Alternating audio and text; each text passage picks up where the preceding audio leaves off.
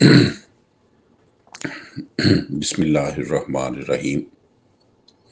آج 18 نومبر ہے، سن ہے 2022 اور دن ہے جمعے کا۔ میں ہوں محمد طفیل شاد۔ حاضرین و سامعین السلام علیکم۔ عورت کا مقام قرآن کریم کی روشنی میں آج اس کا 41 ایپیسوڈ ہے،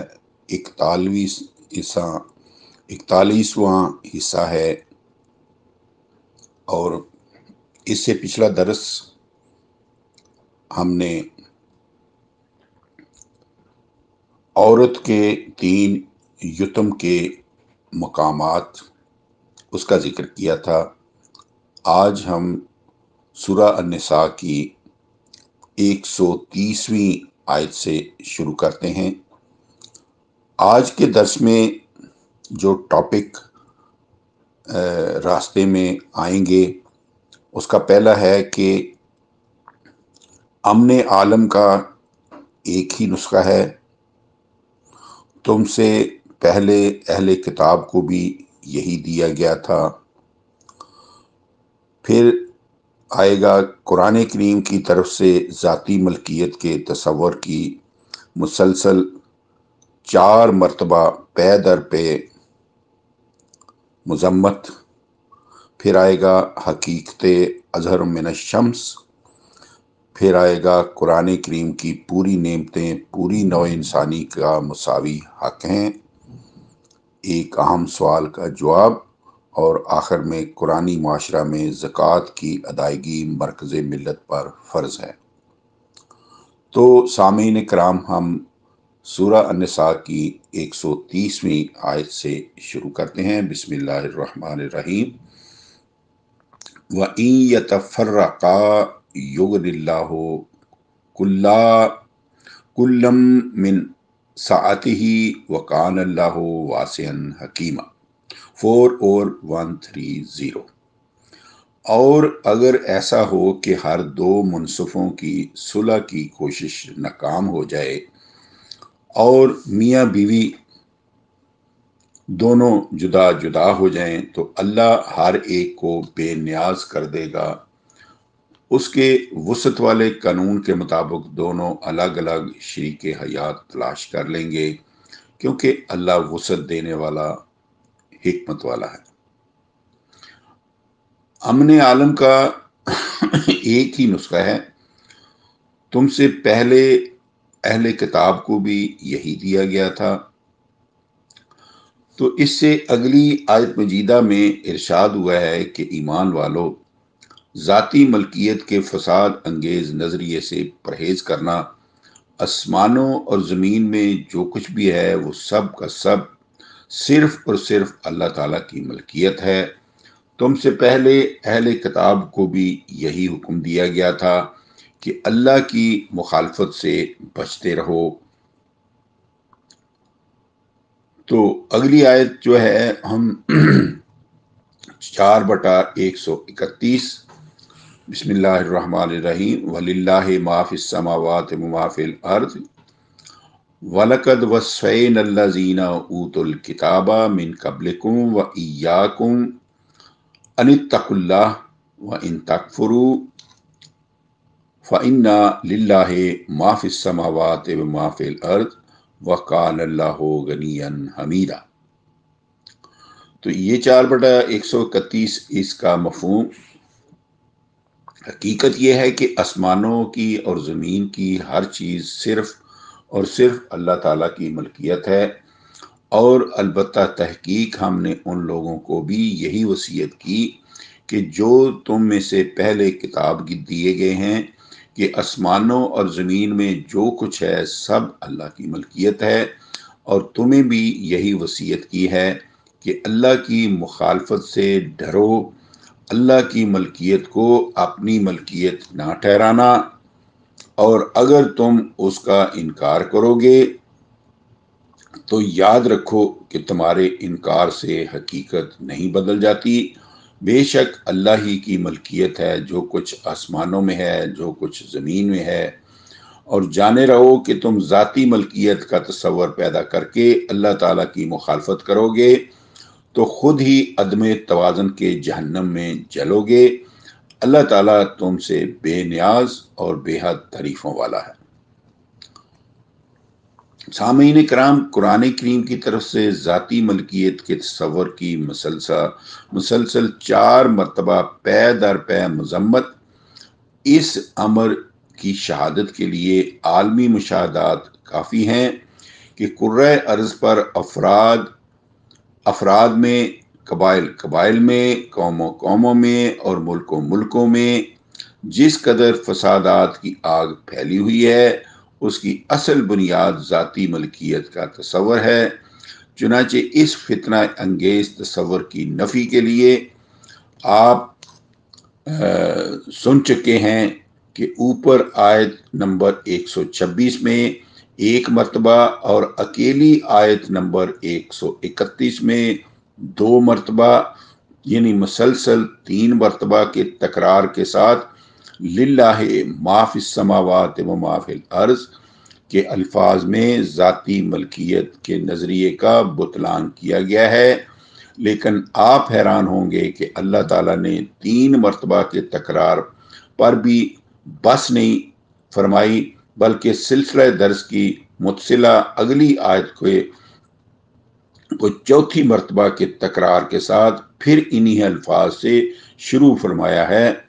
4/132 وَلِلَّهِ مَا فِي السَّمَاوَاتِ مَا فِي الْأَرْضِ وَكَفَى بِاللَّهِ وَكِيلًا، اور 4تھی مرتبہ کے تکرار کے ساتھ سن لو کہ جو کچھ آسمان میں ہے، جو کچھ زمین میں ہے، وہ سب کا سب صرف اور صرف اللہ تعالیٰ کی ملکیت ہے، اور یہ بھی جان لو کہ تمہاری کارسازی کے لیے اللہ ہی کافی ہے۔ حقیقت اظہر من الشمس، قرآن کریم کے متعلق کسی بھی مومن کے ذہن میں یہ خیال راہ نہیں پا سکتا کہ قرآن کریم کے بعض الفاظ، جملے اور آیتیں حادثاتی طور پر محض شعر کا وزن پورا کرنے کے لیے نازل کی گئی ہیں۔ پس آیات بالا میں 4 مرتبہ کے تسلسل کے ساتھ ان الفاظ کا تکرار للہ ما فی السماوات و ما فی الارض کہ آسمانوں اور زمین میں جو کچھ بھی ہے وہ سب کا سب صرف اللہ تعالیٰ کی ملکیت ہے، کیا یہ 4 گانا تکرار عبث اور بلا ضرورت ہے؟ اور اگر یہ 4 مرتبہ کا تکرار جو اکیلی آیت نمبر 131 میں 2 مرتبہ آیا ہے اور اس سے اگلی آیت متعلقہ آیت نمبر 132 کو پھر شروع ہی للہ ما فی السماوات ما فی الارض سے کیا گیا ہے، بیکار اور عبث نہیں، تو صاف ظاہر ہے کہ ذاتی ملکیت کے اس تصور کے بطلان پر جس نے پورے کرۂ ارض کو دہتا ہوا جہنم بنا کر رکھ دیا ہے، باری تعالیٰ نے یکے بعد دیگرے 4 مہریں ثبت کر کے اعلان فرمایا ہے کہ آسمانوں اور زمین میں ہر چیز اللہ کی ملکیت ہے، اس کے سوا کوئی ان کا مالک نہیں۔ اس سے ثابت ہوا کہ کرۂ ارض پر ذاتی ملکیت کی لکیریں کھینچنا اور اللہ کی ملکیت کو اپنی ملکیت قرار دینا آیت بالا کی کھلی مخالفت ہے۔ کرۂ ارض کی پوری نعمتیں پوری نوع انسانی کا مساوی حق ہیں۔ سامعین کرام، اوپر ثابت ہو چکا ہے کہ کائنات کی ہر چیز کا مالک صرف اللہ تعالیٰ ہے، اس کی ملکیت میں اس کا کوئی شریک نہیں، لیکن چونکہ پوری نوع انسانی اللہ تعالیٰ کی مخلوق ہے، اس لیے ہر فرد و بشر کو ضروریات زندگی مساوی اور متوازی انداز میں ملنی لازم ہے، کیونکہ خود ذات باری نے اعلان فرما رکھا ہے، هو الذی خلق لکم ما فی الارض جمیعا 2/29۔ اے نو انسانی، اللہ وہ عظیم الشان ذات ہے جس نے زمین میں جو کچھ بھی پیدا کیا ہے وہ سب کا سب تم سب کے لیے پیدا کیا ہے۔ सामीन कराम, आप गौर फरमाइए कि वो नेमतें जो रब्बुल आलमीन ने पूरी नौ इंसानी के लिए पैदा फरमाई हैं, उन्हें किसी मखसूस तबके के लिए मुख्तस करना, उनके कुत्ते भी दूध बलाइयाँ कबूल न करें, और नौ इंसानी ही के एक तबके को नेमाए इलाही से महरूम रखना कि उसके बीमारों को दूध बतौर दवाई भी मैसर न आए। क्या ये लिल्लाहि मा फिस समावाते व मा फिल अर्ज़ 4/126, 4/131, 4/132 व हुवल्लज़ी खलक़ा लकुम मा फिल अर्ज़े जमिया 2/29 की खुली बगावत नहीं। नीज उस रब्बुल आलमीन के मुतल्लक जिसने अपनी किताब में दुनिया की सब नेमतों को सब इंसानों का मुसावी और मुतवाज़न हक करार दिया है, ये नज़रिया पेश करना कि उसने खुद अपनी मखलूक के बाज़ अफराद की किस्मत में नेमतों की कसरत लिखी है और बाज़ की किस्मत में खुद महरूमी तहरीर फरमाई है, क्या ये रब्बुल आलमीन की खुली तौहीन नहीं? अब सामीन कराम आगे बढ़ते हैं। ज़मीन का मालिक कौन है? कुरान का जवाब है कि अल्लाह ताला, लेकिन इस ज़ाती मलकियत के खूनी तस्वर की खून आशामियाँ मुलाजा फरमाएं कि एक वो हैं जिनकी दर्जनों दुकानें और बीसियों मकानात हैं, एक वो हैं जिन्हें सर छुपाने को झोंपड़ी तक मुयसर नहीं। हालांकि अरशाद बारी है, वलकुम फिल अर्ज़ि मुस्तक़र्रुन व मताउन इला हीन 2/36, 7/24। नौ इंसानी, तुम सब का मुसावी हक है कि तुम्हें ज़मीन में ज़िंदगी के आखिरी दम तक के लिए मुस्तकर यानी मकान भी मुयसर हो और ज़रूरियात ज़िंदगी मता भी आखिरी सांस तक मतवाज़न अंदाज से मिलता रहे। ये है कुरान करीम का बताया हुआ मुआशी निज़ाम। अब आते हैं एक अहम सवाल का जवाब। यहाँ पहुंचकर सवाल पैदा होता है कि अगर ज़ाती मलकियत की नफ़ी सही तस्लीम की जाए तो ज़कात, सदकात, तकसीम वरासत वगैरह के कुरानी अहकाम का क्या किया जाएगा, क्या बनेगा? जबकि ज़ाहिर है कि ज़ाती मलकियत होगी तो ज़कात अदा होगी,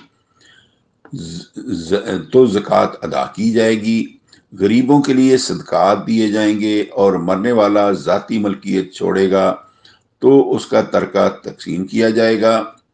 सामीन कराम, गुजारिश है कि ये मसाइल उस वक्त तक के लिए हैं जब तक कुरानी मुतवाज़न माशरा अभी कायम ना हुआ हो। जब रसूल करीम ने कुरानी माशरा कायम किया तो वो आने वाहद में कायम नहीं हो गया था। कुरानी माशरा अकामत सलात और अनफाक माल से शुरू होता है। कुरान करीम में मोमनों की तारीफ शुरू ही में बयान कर दी गई है कि योमिनूना बिल गैबे व युकीमुन सलाता व मिम्मा रज़क़नाहुम युनफ़िकून 2/3। इज्तिमाआत सलात में हाजिर होते और माल खर्च करते हैं। इसमें एक नुक्ता कि इस माल से ना सिर्फ ये कि मरकज़ को मजबूत करना था बल्कि माशरे के भूखे नंगों की भूख नंग दूर करना भी ज़रूरी था ताकि अल्लाह ताला की रबूबियत आलमीनी बशक्ल मशहूद नुमायाँ हो जाए। इस तरह जब रसूल करीम ने माशरे के उमरा से लगातार मार लेना शुरू किया तो इस पर पैदा होने वाला सवाल मा जवाब ये है कि यसलूना का माज़ा युनफ़िकून कुलिल अफ़ 2/219। ये लोग आपसे पूछेंगे कि वो किस हद तक माल देते चले जाएं। आप फरमा दीजिएगा कि ज़रूरत से ज़ायद पूरा फाजला माल देना होगा। इस आयत मजीदा से साफ ज़ाहिर है कि मालदारों के पास जमा शुदा माल दरअसल उन लोगों का मारा हुआ हक है जो ज़रूरियात ज़िंदगी से महरूम है। कुरानी माशरा में ज़कात की अदायगी मरकज़ मिल्लत पर फ़र्ज है। سامعین کرام، فریضہ زکوٰۃ اس وقت تک مومنوں کے ذمے ہوتا ہے جب تک صحیح قرآنی نظام قائم نہ ہو جائے۔ جب قرآنی نظام قائم ہو جائے تو ذاتی املاک ختم ہو جاتی ہیں، ہر شخص متوازن ضروریات زندگی کا حقدار ٹھہرتا ہے، اور زکوٰۃ یعنی نشو و نما کی ذمہ داری مرکزی نظام پر عائد ہو جاتی ہے۔ صحابہ رسول کے متعلق ارشاد ہوا ہے، الذین ان مکناہم فی الارض اقاموا الصلاۃ وآتوا الزکوٰۃ، 22/41، 42/41۔ یہ وہ لوگ ہیں کہ جب ہم انہیں زمین میں اقتدار عطا فرمائیں گے تو وہ نظام صلاۃ یعنی قرآنی اخوت کا اجتماعی نظام قائم کریں گے اور عوام کی نشو و نما کے ضامن ہوں گے۔ اس آیت پر سوال پیدا ہوتا ہے کہ صحابہ رسول صلاۃ و زکوٰۃ کے پابند تو پہلے ہی تھے، یہ کون سی صلاۃ اور زکوٰۃ ہے جو انہوں نے زمین میں اقتدار ملنے کے بعد قائم کی تھی؟ یہ وہی قرآنی نظام تھا جس کی اساس للہ ما فی السماوات و ما فی الارض پر قائم ہوئی کہ ہر چیز کو اللہ تعالیٰ کی ملکیت مانا گیا اور نوع انسانی کو متوازن ضروریات زندگی کا حقدار، اور یہ ذمہ داری رسول اکرم اور صحابہ کرام کی قائم کردہ خلافت علی منہاج النبوہ کے ذمہ آئی۔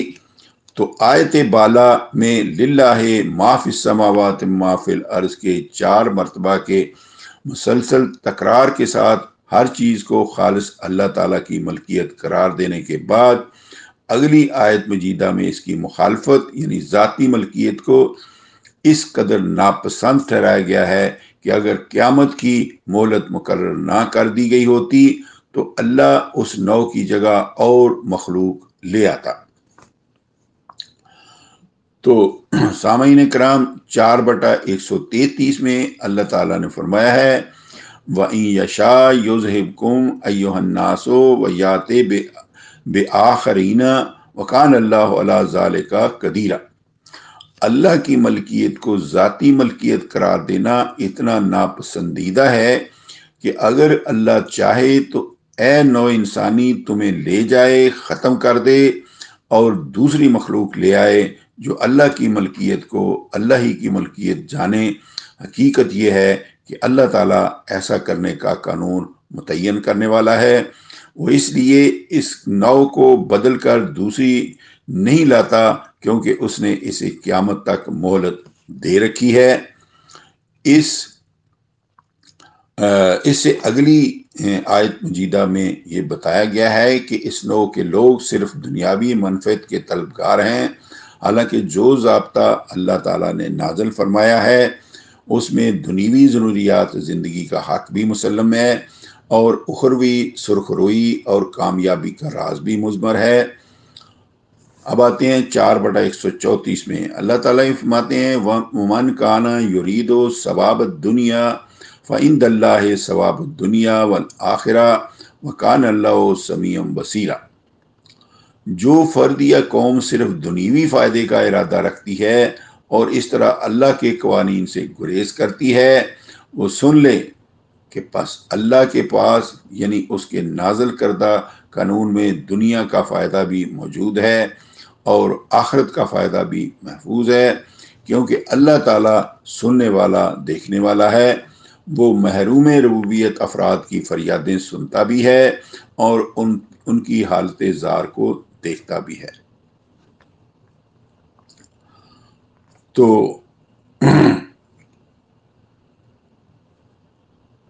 گواہی ہمیشہ سچی دیا کرو، خواہ تمہارے اپنے یا والدین کے خلاف ہی کیوں نہ ہو۔